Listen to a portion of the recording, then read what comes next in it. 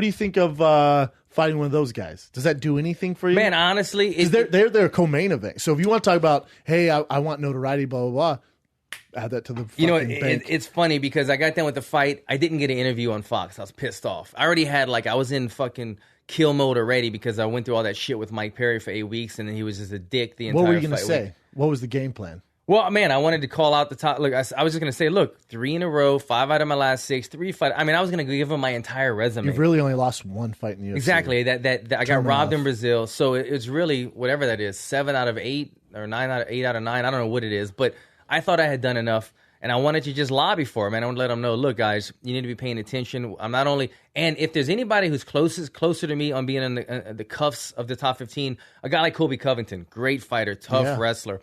But the difference in us is he's doing it with a lot of decisions and ground and pound. I'm doing it with style points. I have 3 fight of the night bonuses. I've got 2 standing elbow knockouts. I've got 3 first-round knockouts. All kinds of other shit that, look, style points matters, obviously, in this sport. It's entertainment. It's everything. So I'm winning.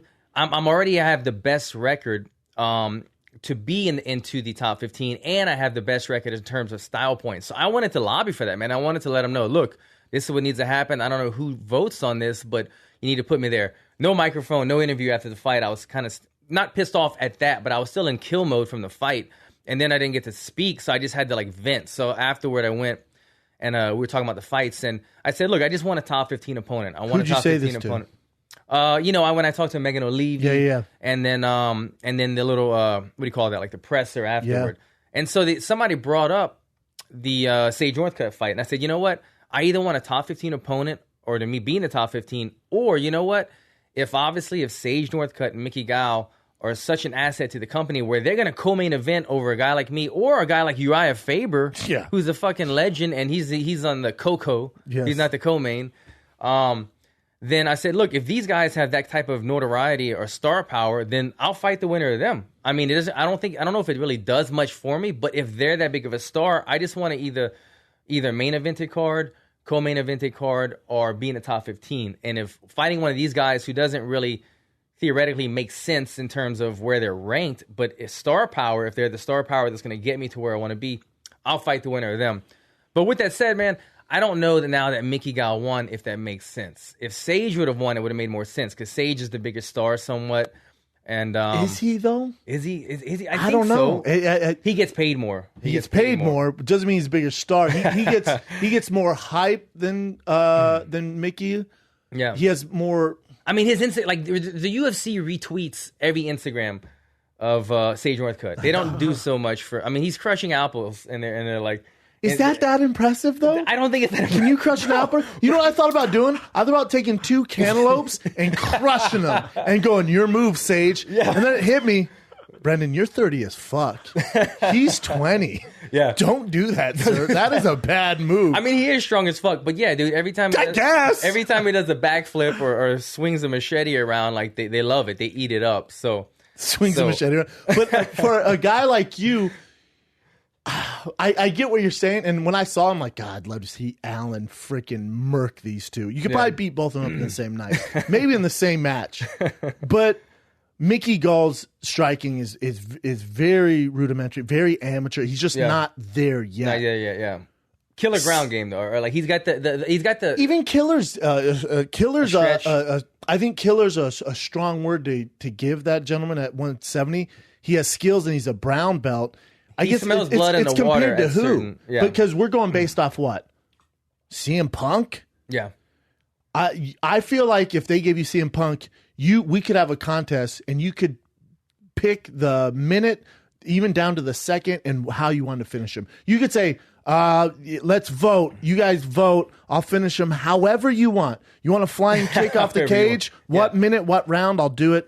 You want a go-go plata, Uma plata? Yeah. I can do that if you want it. So submitting CM Punk, that to me, that's not oh my God, check out his jiu-jitsu. You see the right frame of mind and the right process, and he's passing guard and he has good control. To say he's a monster there, I'd have to see him against a Gunnar Nelson. Let's see how he does. If you want to say monster, Gunnar Nelson to me is a monster. Yeah, so when we say monster, you got a Gunnar Nelson in that division. So for you though to fight either one of those guys, I don't know if it does much for you. I agree. You'd almost look like a bully. To me, it would only be me and my manager were talking about this, and to me it would be like if they and this isn't even going to happen. I think both of the guys are probably going to drop back down to 55. But if they said, "Look, we want you to fight Sage or Mickey Gall and main event a card, a fight night in freaking wherever, Utah or some shit like that," I'd be like, "Hell yeah, let's do it." 100%. But if they want me to like fight one of them on a prelim or something, I'm like, where does this take me? Because I feel like I'm expected to win anyway. So it's an easy payday. Yeah, let's be honest. So, like, there's no easy paydays. But with those two and with your skill set, but there are levels veteran, in the UFC. There's levels, and there's also if who's ever managing those two, they have to be very careful with the next moves they make with those two, especially Sage, because there's some experts out there go, Sage is by no means ready for the UFC. They need to take him out and give him experience outside because he's just making very amateur mistakes. You see him defend the choke and he's pushing up on the elbow. You're like, what is going on here? I don't think you take him out. Yeah. I don't think you take him out. I just think you got to be careful. Lower level. Can't give him a guy like Alan Jouban. Yeah. You're going to kick his face off. And then what do we do? Then what the fuck do we... All right, he's been choked out twice now. Then he got wheel kicked into fucking... Texas here by Alan Jouban. We can't sell this anymore. There's no sell there. And then Mickey Gall, he wouldn't take the fight. There's no way. You can see he's a smart enough guy where he's going, I'll take Hardy. He calls out Dan Hardy. Where did that come from? Might as well call me out. I mean, but Dan Hardy. Dan Hardy's been retired for 2 or 3 years with that. What is it? A wolf heart? It's he's a wolf. He has a super issue with his heart. He hasn't fought forever, and there's just like speculation whether he's coming back. Right. He wants to. I mean, I know he wants to come back, but and he wants to fight at 55. Mickey, like I thought it was a bad call out. I thought it was. It came out of left field for me too as well. It's like he's smart. You said it, man. He's methodical because he's like, you know what? I got in UFC because what's that show? Road to the Octagon, right? Or something like that. Looking for a fighter. Looking for a fighter, right? Something. Yeah. So he got on that show. He called out CM Punk. He got it. It put him in the limelight right away. After that win, he calls out Sage Northcutt. He knows how to keep the train moving along. So that's what he was doing. But I thought, like you said, Dan Hardy, they just caught me off guard, man. But you can't. It's almost hard to respect. Like I like Mickey Gall as a fighter. I think he has I think he has more potential than Sage Northcutt. I like to watch him fight.